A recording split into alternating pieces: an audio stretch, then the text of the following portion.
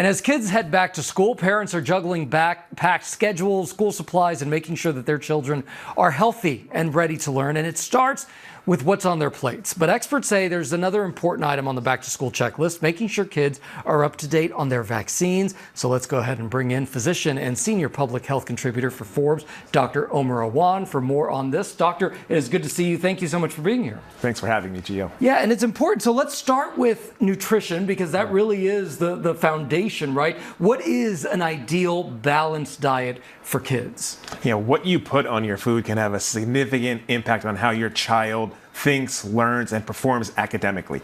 And really, good nutrition is all about having a balanced diet with fruits, vegetables, whole grains, nutrients, lean protein, and healthy fat. So that may look like oatmeal, eggs, apples, for example, carrots. That's what you really want to put on your child's plate if you really want them to succeed and to do well from a nutritional standpoint. Absolutely, but you know how it is. It's tough being a parent. There's so many things going on, so sometimes you reach for that ultra-processed food. What do parents need to know about that? Well, ultra-processed foods have a lot of serious health risks. They're high in saturated fats, they're high in salts, sodium, and they don't provide the nutrients that your brain and your body needs to thrive. So for example, during the school age years, your brain is developing, it's growing in size, it's forming neurons, which are brain cells, and it's forming connections with each other. Your brain needs all these other vitamins and minerals to succeed and to thrive, and ultra-processed foods don't give you those. So if your child is predominantly eating ultra-processed foods,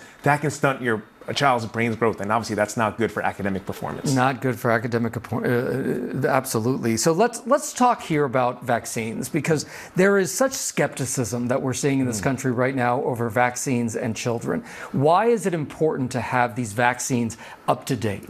Well, vaccines really significantly decrease your child's risk of getting sick and being hospitalized, particularly during outbreaks. And we've had a number of outbreaks this past year with measles, for example, whooping cough. And these are serious contagious diseases that can have a number of complications. So by getting vaccinated, you're significantly decreasing your risk from getting these deadly infectious diseases. And it's really not just about your kid, right? It's not just about your kid. It's about all the other kids that are in school, because as we see in the image right behind you, there are lots of seats and a lot of kids are close together.